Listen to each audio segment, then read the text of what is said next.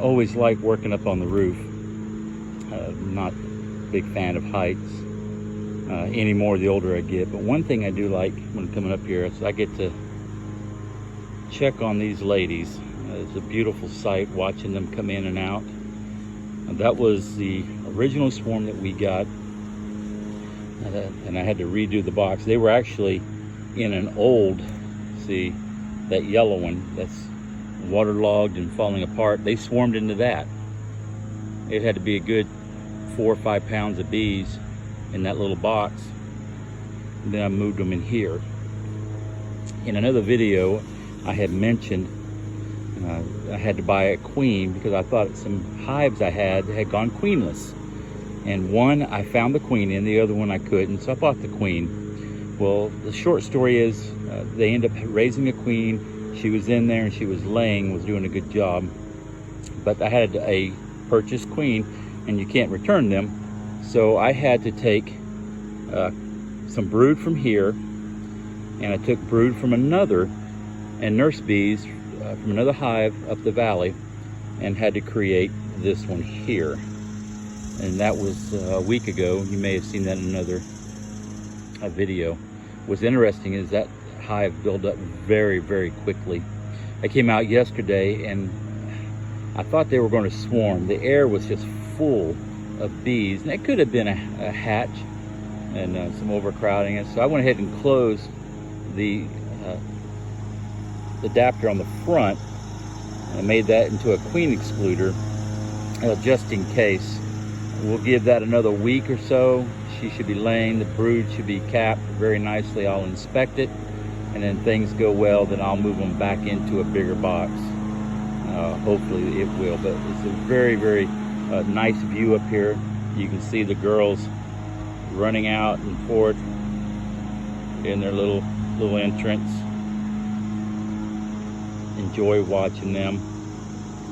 But I just finished up putting up what I had for the gutter guard right there. Stainless steel screws in there to hold it down so it won't blow out. Now the box holds 10 of those individual screens, and 10 got me way down here. So you can see from here to there is all I have left. It looks real nice, beautiful profile. And I chose screws instead of using pop rivets. That way, if something does happen, maybe some material gets up underneath there, then I could take a section off and then clean that out. I'm not anticipating that. But what I am anticipating, maybe once or twice a year, coming up, I'll show you the other side, and taking my leaf blower, some old equipment over there, don't look at it, and blowing the screen off for anything that may have accumulated on there. You can see that's pretty nice. We'll take a quick look at the other side. Oh, there's Miss Music down there.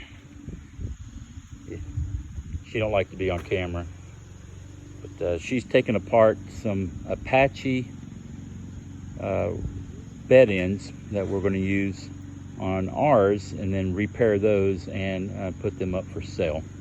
So if you know anybody that has an Apache camper, the solid state campers, stay tuned.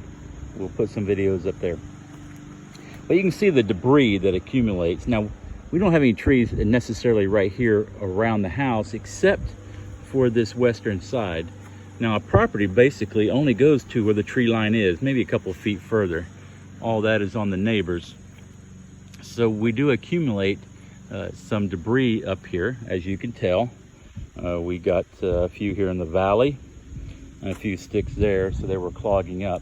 But like I mentioned in the previous video, we had a lot of rain in a day or two period, and these worked very, very well. We didn't have any runoff going over the edge, but they maintained in the channel. You can see a little bit of debris that accumulated up there, but it doesn't block. They roll right off. And then again, Here's some more debris.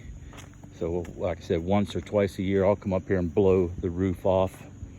But let's finish with looking at the girls for a few moments. They do a nice job of maintaining their homes. They'll bring out their dead bees and cappings.